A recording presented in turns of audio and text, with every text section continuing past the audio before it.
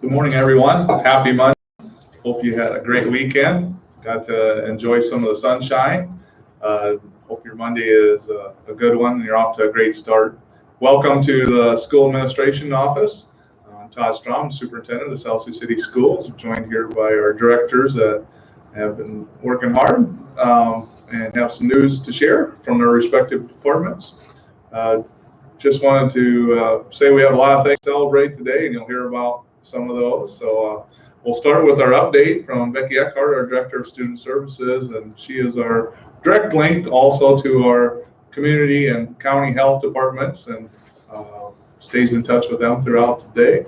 And they're doing a fantastic job of keeping us updated, and I know working really hard too to keep not only the schools, but all of the public entities abreast of what's going on as far as health, and then giving us directives and making sure that we're all staying safe. So, welcome to Becky. Thank you, Todd.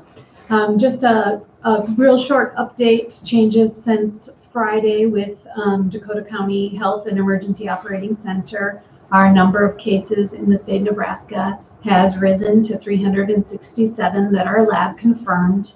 At this time, there have been 8 deaths in the state of Nebraska due to the coronavirus. And still at this time, there are 0 lab confirmed cases in Dakota County. Again, continue to promote good hand washing and social distancing. Thank you, and stay safe. Thanks, Becky. And like I said, exciting day today, but a lot of our celebrations come from our curriculum department under the direction of Tracy. And so Tracy Hellman, our Director of Curriculum Instruction Assessment, please give us your update. Morning, everyone. First day of online learning at middle school for 7th and 8th grade. And today we have Chromebook distribution checkout for 6th graders. Today the time for that is 10 to 2.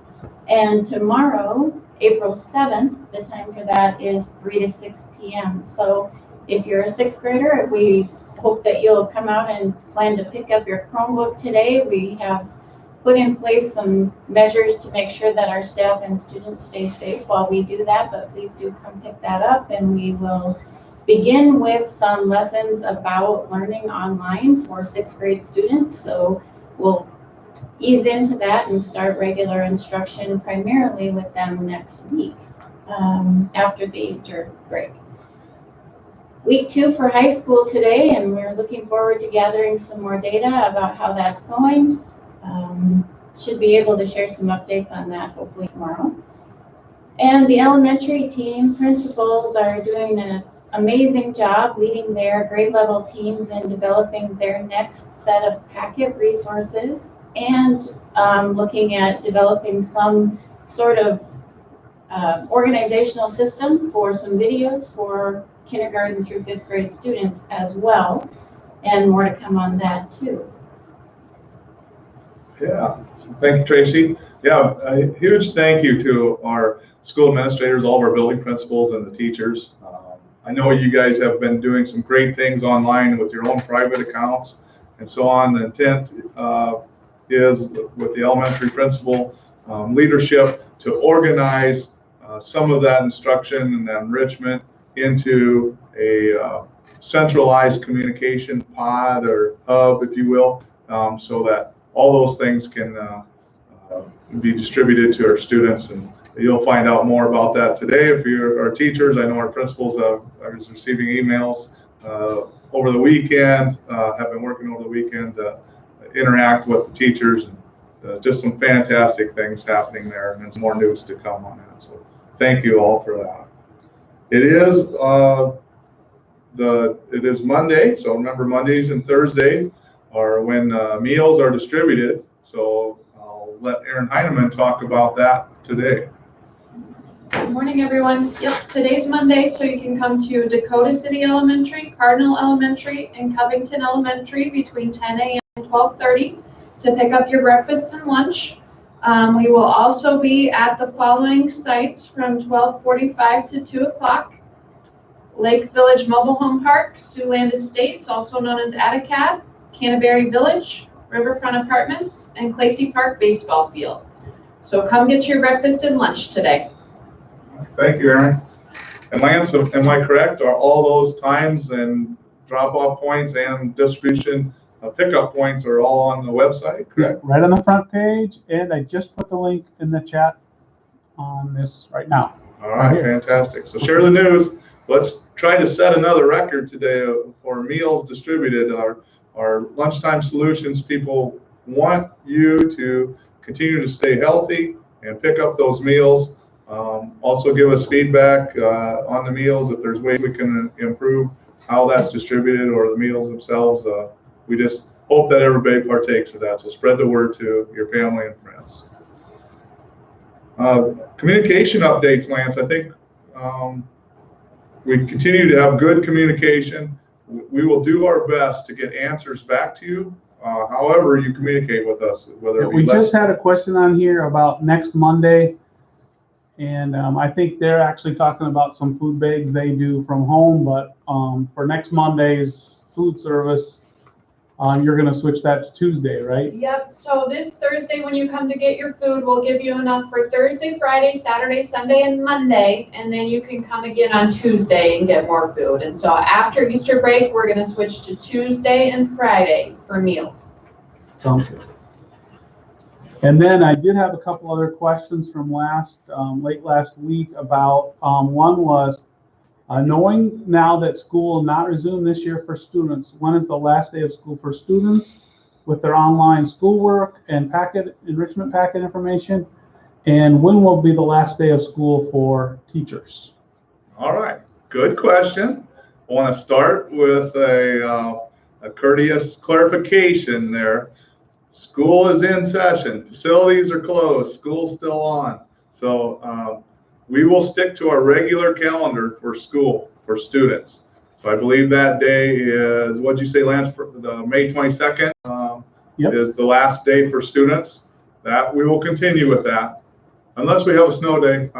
No, but their schedules also for staff the same. Our teachers are under a 186-day contract, so I think all those calendars have been shared out.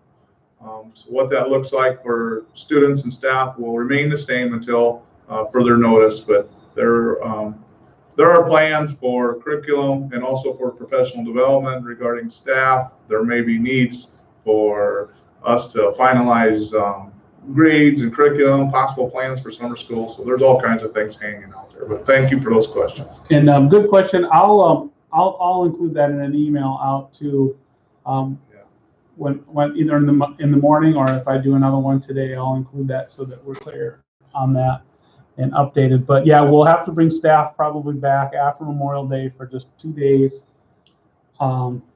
It's from what I remember on that exactly, but that'll help us. Hopefully we'll be in the position to be able to be back together as a staff and get some things buttoned up. That is the hope. Yes. So one more question here about grading. As we move into online learning and entering grades for students, are we still using the SRG 1 through 4 scale? It seems as though with all the unknowns and an ability to be extremely accurate in grading, i.e. make sure students are not cheating, that a pass-fail system might work better. Yes, well, good question. We feel, and I welcome Tracy's input on this too, or any of our directors, but we feel as administrators, I know our teachers feel this also, we have invested heavily into the planning and the standards reference grading process, and our students and parents are aware of how that works. We feel that puts us in a good place for this online learning right now and giving feedback to students. That just for a few reasons, because teachers can prioritize the evidence that they want to measure and give feedback to students on how they're doing on the online learning. Therefore, a standards reference grade applies there would be more applicable than either a numerical grade percentage or even pass fail. It also gives us the chance to give feedback on curriculum based on that content area and that teacher. So it doesn't have to be uniform. One teacher might have a more in-depth content delivery. They might have more pieces of evidence. They might have some assessments. It allows them to give that feedback. And then another huge piece that I think about a lot is our graduates. We want to make sure that their transcript is, first of all, solid, that they have all their credits, that transcript looks like the transcript from the graduates last year, even though we had a different type of learning involved. And we're in a position where we can make it look that way because of standards reference grading. And to be honest, it'll be accurate feedback. Our teachers are skilled educational professionals. They know the priority standards in each one of their content areas or in their grade level that they would like students to be able to master before they pass that class or go on to the next grade level. And so that's our intent, is to give feedback on those priority standards. And you can only do that through standards reference grading. But that's my opinion as superintendent. I'm not the expert. This lady is, Tracy is, and those are just a few pieces, but I hope everyone's confident. I feel we're in a very good spot in South Sioux City to be able to give feedback right now across online learning. Yes, I totally agree. The transcript issue applies to all high school students right now, and the truth is all students who are doing online learning right now, the online learning platform and best practices in that type of learning are to make it very performance-based. And so authentic types of tasks and activities, and those are very, very well suited for standards referenced or standards-based practices in grading. So, and actually the traditional approach where it's percentages and things like that actually are not well suited for distance type online learning activities and environments, because that actually does make it a little bit easier for students to cheat if that's the concern. Our main concern is about giving good feedback to students on how they're doing on the skills that we want them to master. So that's standards based. So thanks for the question, and we think what we're doing is the best practice. Mm-hmm. And just a message to our students and our teachers too. All the practices we've used in the face-to-face classroom still exist for online learning. So, you know, our plagiarism tools, our classroom management, just making sure that kids do authentic work and are responsible for their own learning still exist. And also, you know, the grades still exist. So I've said this before, since we moved into this online learning format, you are even more responsible for your own learning. So make sure that you spread the word to your friends. Make sure you are accountable for that, because we do need to record, especially at the high school level, record those grades and make sure that you are assessed and given feedback that will be valid on your official transcript. So. Great, thank you. That's the last of the questions I have for today. All right. I don't have anything else. Does any of our other directors have anything to add? Okay. Our next live feed then, Lance, is 9 o'clock tomorrow, correct? Yes, we'll have a mental moment today at 10:30. Okay. I believe, for anybody that wants to watch it, but obviously we target the students there.